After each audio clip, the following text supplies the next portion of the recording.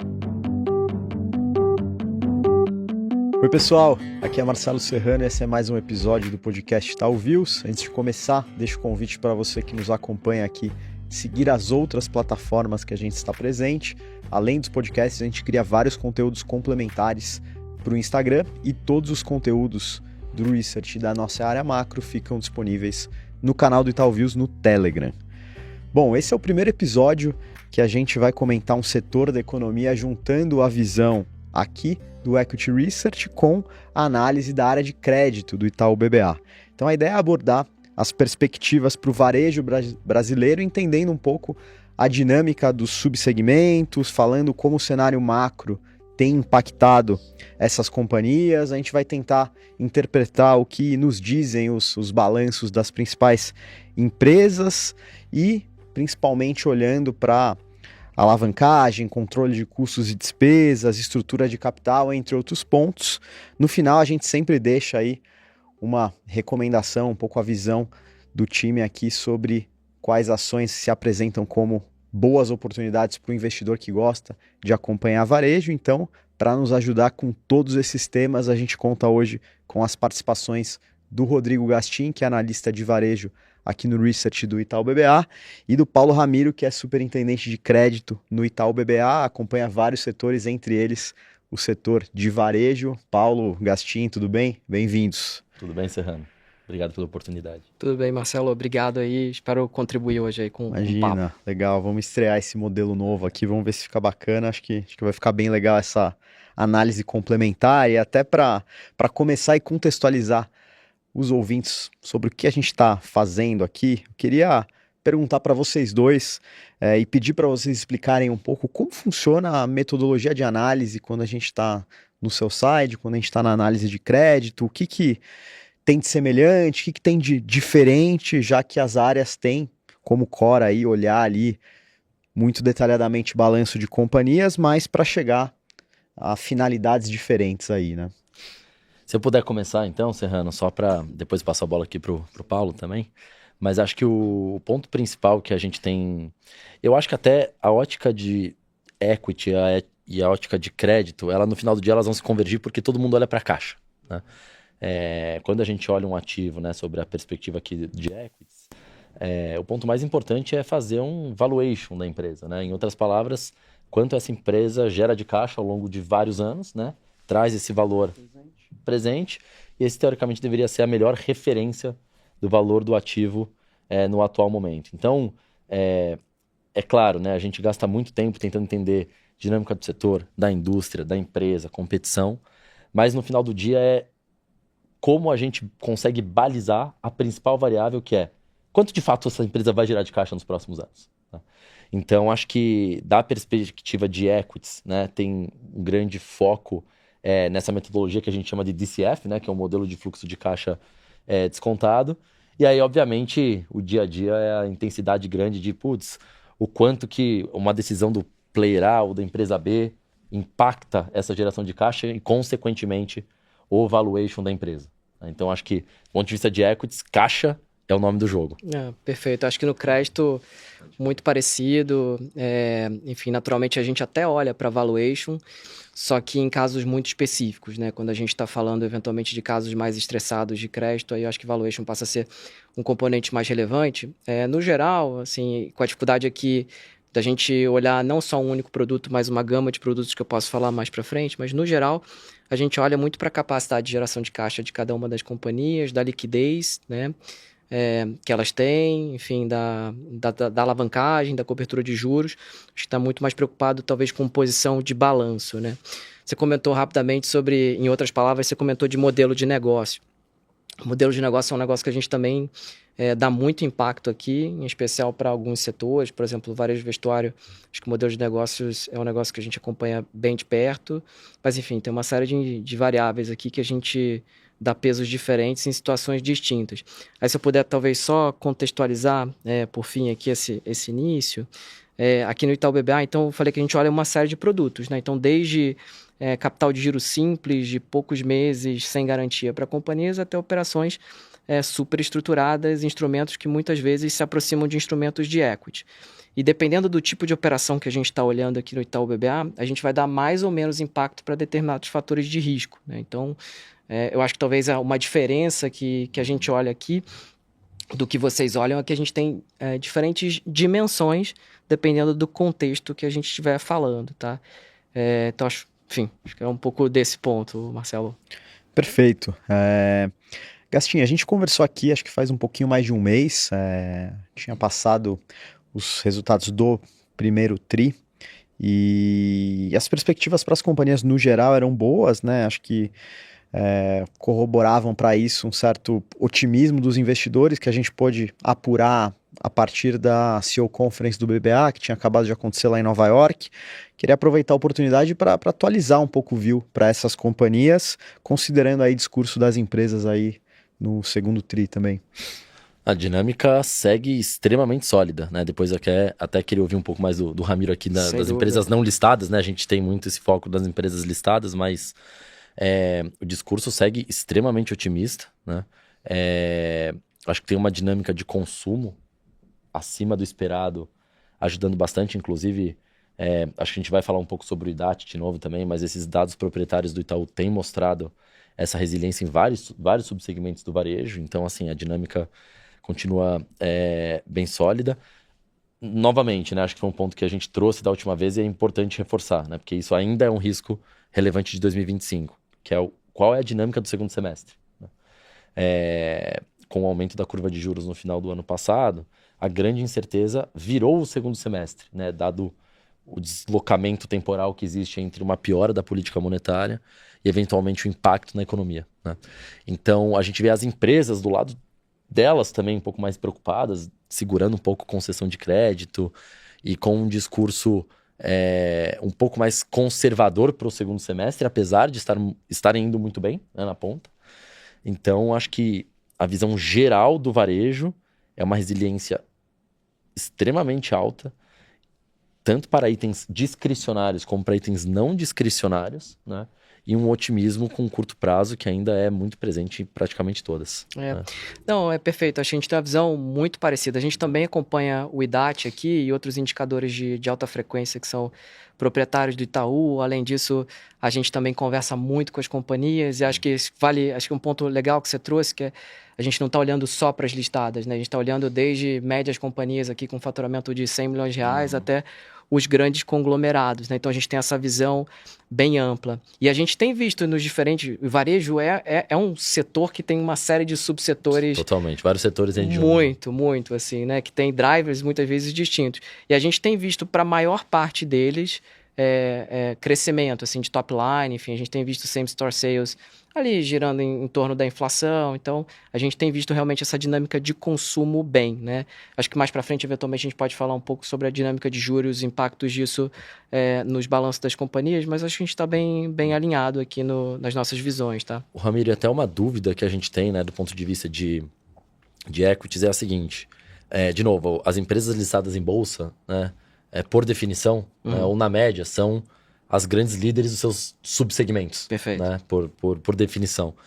E aí tem sempre aquela dúvida de o quanto essas empresas estão indo bem por estarem roubando market share, por estarem ganhando, né, mercado dos players menores, ou o quanto isso é uma dinâmica intrínseca do setor como um todo. Olha, excelente pergunta, assim, e o que eu posso te dizer, e naturalmente, né, cada subsegmento tem sua dinâmica própria, mas se você pega, por exemplo, o varejo alimentar, né, alimentação, ou mesmo de eletroeletrônicos, a gente vê players regionais muito bem posicionados, assim, com patamares de margem muitas vezes superiores ao patamar de margem das empresas listadas, com posição de estrutura de capital e posição de balanço também mais bem posicionadas. Então, é legal você trazer um pouco disso. Eu acho que tem um pouco dessa crença de que as listadas são sempre os tops de linha, vamos chamar assim.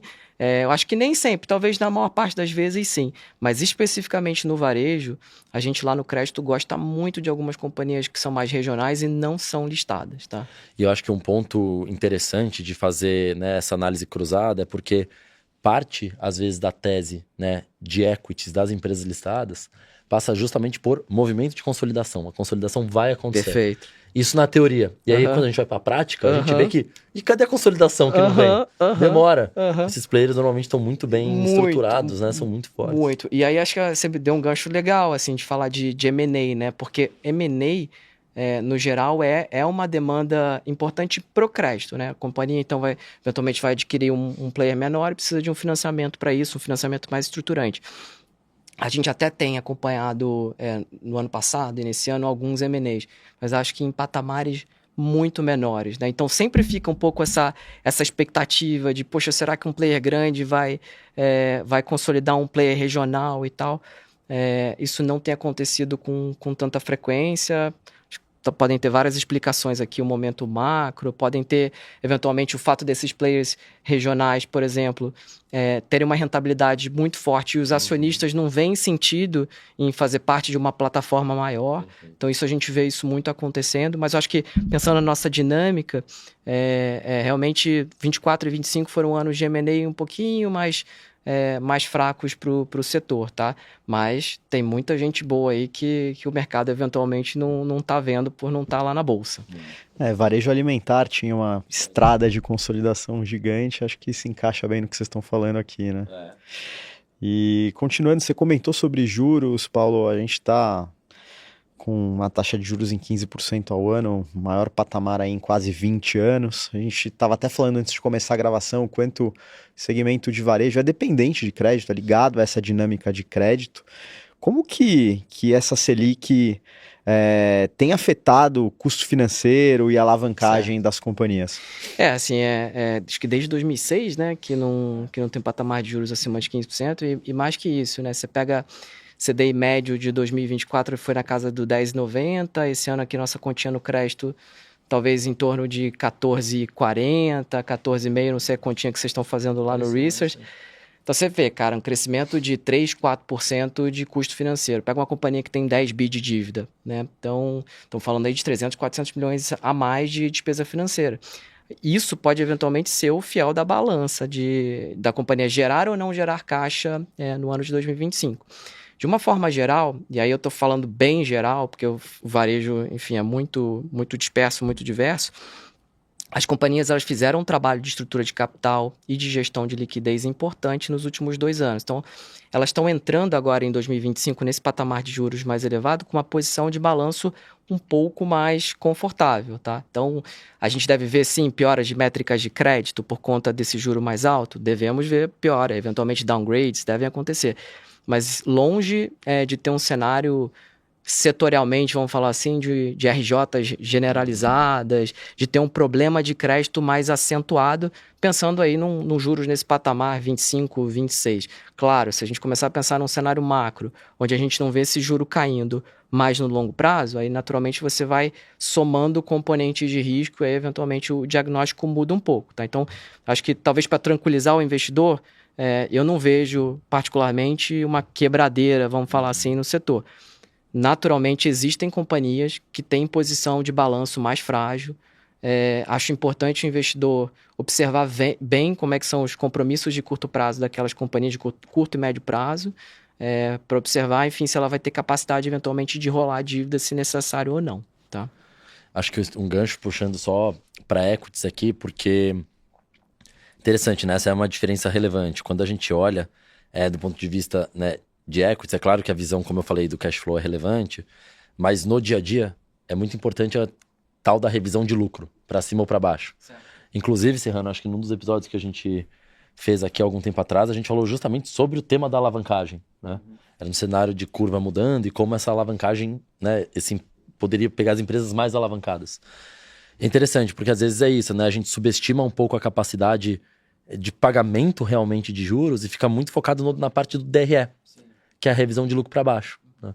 E então, assim, essa parte da curva, né, além da perspectiva de equity, de revisar lucro para baixo, uma especificidade muito grande do varejo é que são normalmente empresas de duration longo. O que é duration longo? Elas crescem muito. Então tem muito valor delas, né, nessa perspectiva na perpetuidade.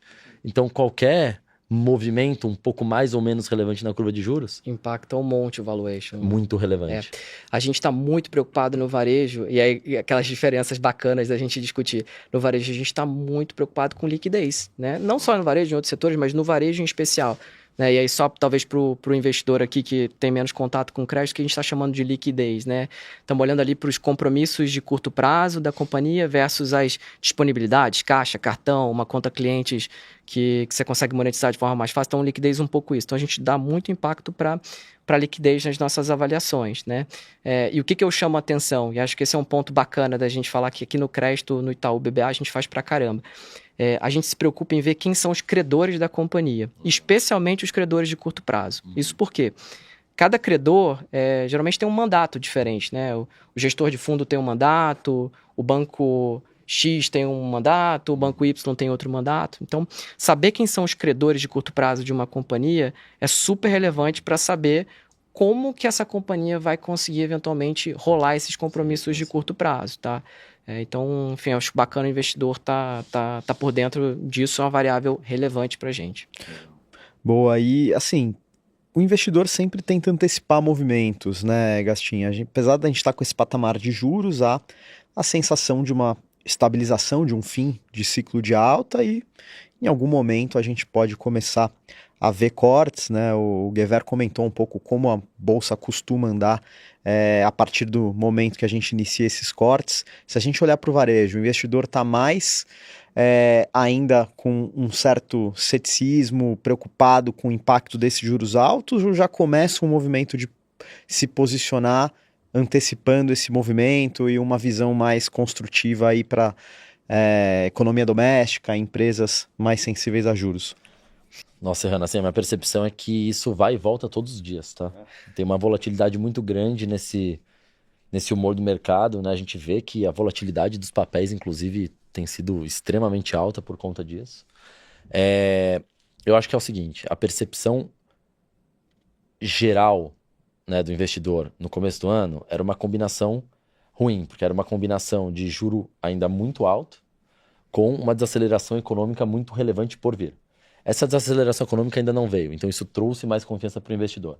Em outras palavras, com o micro vindo, né, assim, a gestão das empresas para capturar esse movimento de consumo que ainda tá bom, trouxe mais confiança e abafou um pouco, né, esse receio com a curva, até porque já é uma curva que está alta há algum tempo, né? Então acho que nas estimativas médias a gente já começa a ver essas revisões já aconteceram, né? E a grande verdade, assim, Serrano, é que na minha percepção, aí depois o Ramiro pode até falar um pouco da visão do empreendedor, né? Mas na visão do investidor é que o ser humano é otimista por definição, né? Então eu acho que muitos anos de bear market, muitos anos de, enfim, de revisão de números para baixo, no primeiro momento em que você vê, né, uma dinâmica de alguma potencial inflexão, mesmo que o cenário seja extremamente incerto ainda, né, que, de novo, é um cenário que depende muito de eleição, a gente está um ano e pouco da eleição, então isso é relevante.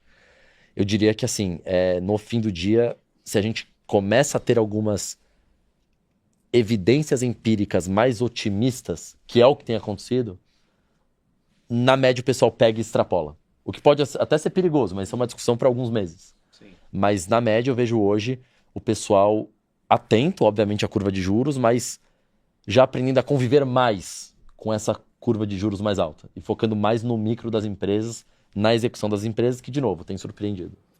Bacana, é legal você também me dar esse gancho. Nas conversas que eu tenho com os empreendedores, especialmente das médias companhias, ou mesmo das grandes, que é quem, né, toma a decisão. Quem toma a decisão, a gente tem visto assim, eles segurando o investimento. E aí não é só no varejo, acho que em diversos setores, esse juro inibe, a incerteza do que vem pela frente inibe investimento. Até as listadas também, acho que fizeram isso, Gastinho, se quiser me corrigir se eu estiver falando besteira, mas no varejo de alimentação também teve uma revisão de CAPEX em algumas companhias importantes. Né? E aí, por N fatores, não só juros, né? Mas a gente viu um pouco isso de uma forma mais geral nas companhias, o empreendedor não tão disposto assim a fazer grandes investimentos, muito seletivo. todo mundo ainda eventualmente abrindo lojas em patamares menores, mas seletivo na localização. É o que eu comentei do M&A, por exemplo. Acontece M&A, mas muito seletivo no M&A. Então, acho que talvez esse otimismo do investidor que você traz, nas conversas com os empresários, Sim. eu ainda não estou vendo. Pode ser que na frente a gente Empresas comece... um pouco mais receosas, né? Sem dúvida, Tá certo. sem dúvida. Esse era até um link que eu ia puxar aqui, né? Se, pelo que você está vendo, apetite de crédito tem ido mais para CAPEX, investimentos, ou tem ido para melhorar a estrutura de capital, tem ido para, enfim, esse é um ponto desalavancar? muito bacana, acho que também para trazer um pouco a visão de dentro de casa, assim, para o investidor. A gente, no ano passado, e aí eu tenho que falar um pouco do apetite, eu vou ter que olhar para 2024. No ano de 2024 foi um ano muito positivo, que a gente chama para renda fixa, né? As empresas anteciparam muito, os fundos de renda fixa estavam muito líquidos, as empresas, de uma forma geral, não só no varejo, em outros setores, anteciparam captação e alongaram muito os passivos, né? E, aliás, isso foi muito benéfico para o momento que a gente entrou. E aí, por conta disso, nesse ano, o que a gente tem visto de demanda, tá? A gente tem visto muita operação de giro. Então, tem as operações de dia a dia de risco sacado, por exemplo, que é um tipo de operação muito comum no varejo, cartas de crédito, eventualmente um derivativo ou outro. Essas operações a gente tem visto mais um girinho mais curto.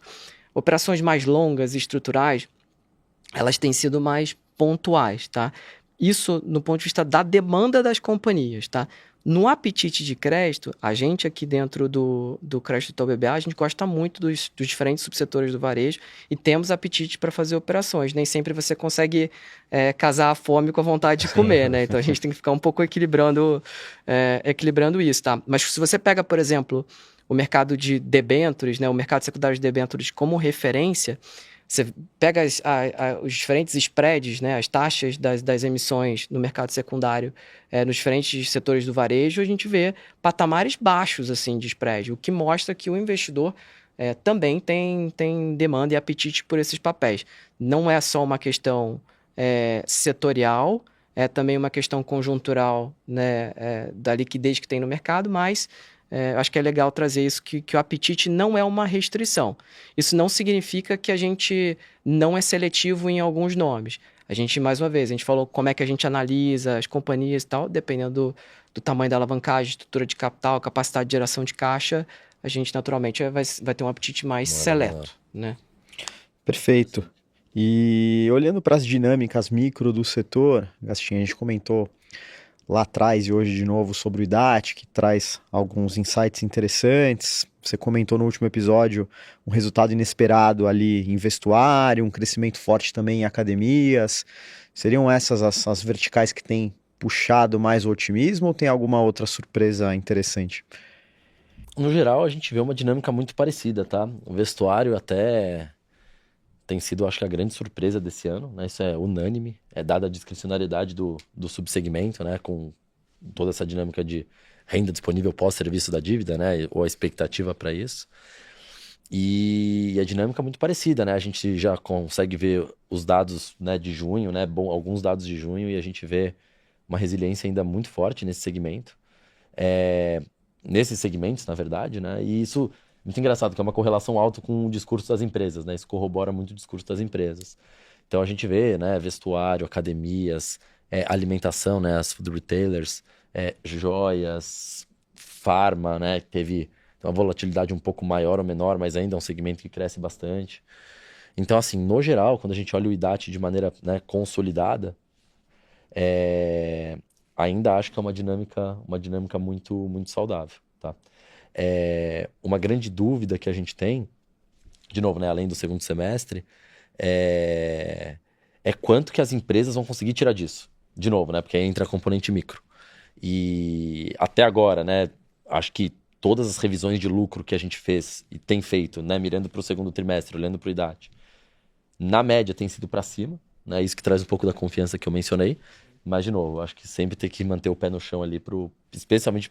Eu acho que concluir esse raciocínio se a gente passa desse segundo semestre de maneira um pouco mais leve, sem nenhuma grande desaceleração, sem nenhum grande trauma de atividade, a minha percepção, né, é que o setor de varejo, outra pernada relevante, assim, que você dá uma derriscada muito, muito grande nesse tema.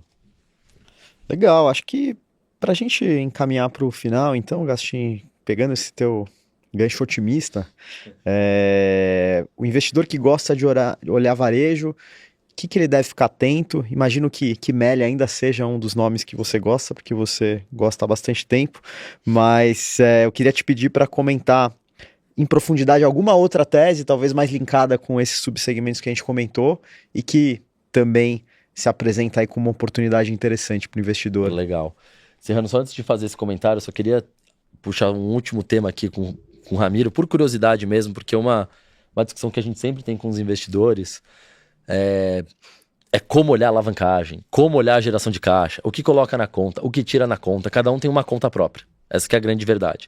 Eu lembro, inclusive, tem uma empresa, uma varejista, em que a geração de caixa é extremamente relevante. Para todo mundo é relevante, mas para essa em específico é mais relevante.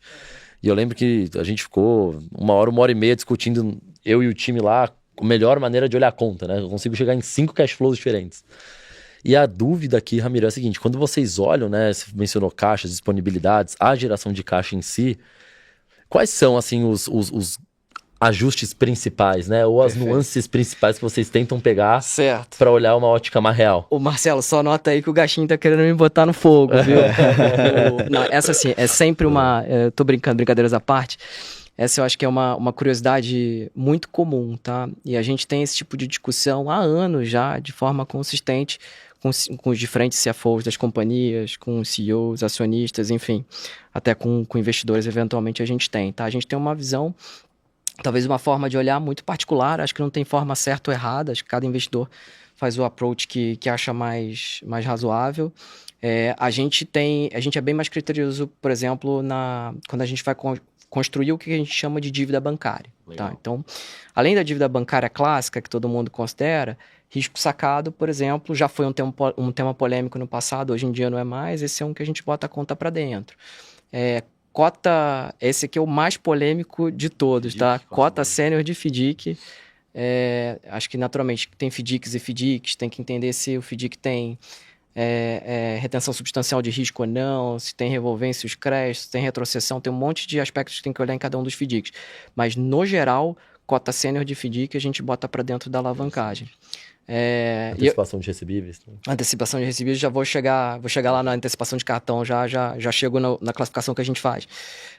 Mas a gente bota para dentro parcelamento tributário, acho que é relevante, seller finance, né, financiamento de aquisição, direto com o vendedor, a gente bota para dentro. E aí o que a gente faz, aí pensando, a gente não gosta muito de ficar dando muita bola assim para dívida líquida EBITDA, e eu sei que no mercado de crédito a turma adora. Não é que a gente não olha, a gente olha até por uma questão de ordenamento, é uma das variáveis que a gente avalia, mas a gente acha que no varejo eventualmente ela é um pouco mais soft, assim, tá? Mas, ainda assim, no dívida líquida EBITDA, uma coisa que a gente costuma fazer para ajustes internos, se tem uma varejista que faz uso de desconto de cartão de crédito de forma recorrente, ou seja, é uma necessidade de funding aquilo para a companhia, ou seja, é uma necessidade de capital de giro que ela tem, a gente muitas vezes pega esse custo de antecipação dos cartões e aplica isso nas nossas métricas de alavancagem, tá? Então, isso é super importante para o investidor ter no radar também. Então, é muito comum, eventualmente, no universo das listadas, as companhias se verem de uma forma e a gente vê de outra. E aí, só fazendo um último ponto, que eu acho que eventualmente talvez o investidor mais próximo do crédito se pergunte sobre isso, nos covenants financeiros, né? E aí talvez para o investidor que está mais distante. Covenants são aquelas cláusulas contratuais onde a gente bota índices financeiros como variáveis relevantes na dívida, né? Então, nos covenants financeiros, nem sempre a gente coloca a nossa visão interna, porque às vezes é uma dívida a mercado. Então, a gente começa a caminhar um pouco mais para a visão da companhia, mas internamente para os nossos modelos de rating, para as nossas tomadas de decisão, a gente faz uma série de ajustes aqui. Enfim, sei que muitos deles são polêmicos, mas o debate é sempre válido e estou à disposição para falar com quem quiser, viu? Bacana.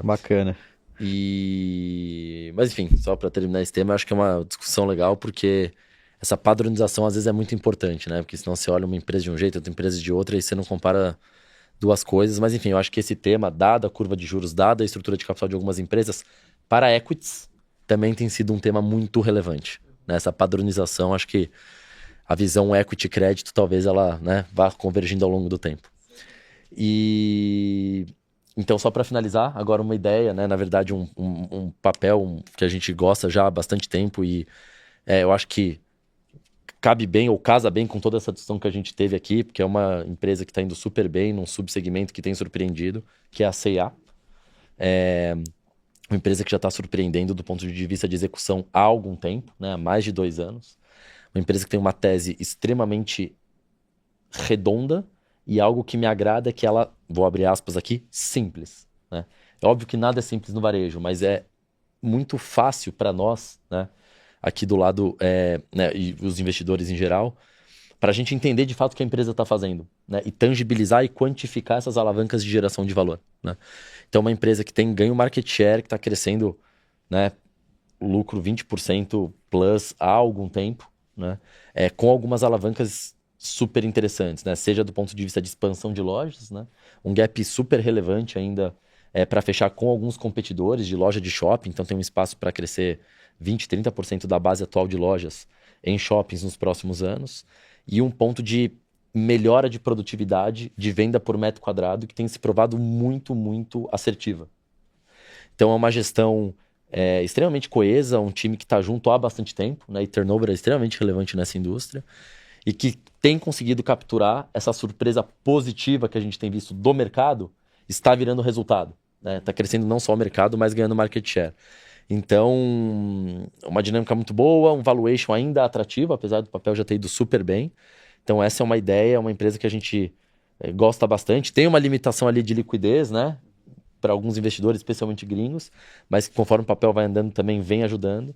Então, essa é uma que eu acho que, se seguir fazendo mais do mesmo, tem uma alavanca, tem alavancas de geração de valor e de crescimento de lucro, principalmente, muito relevantes.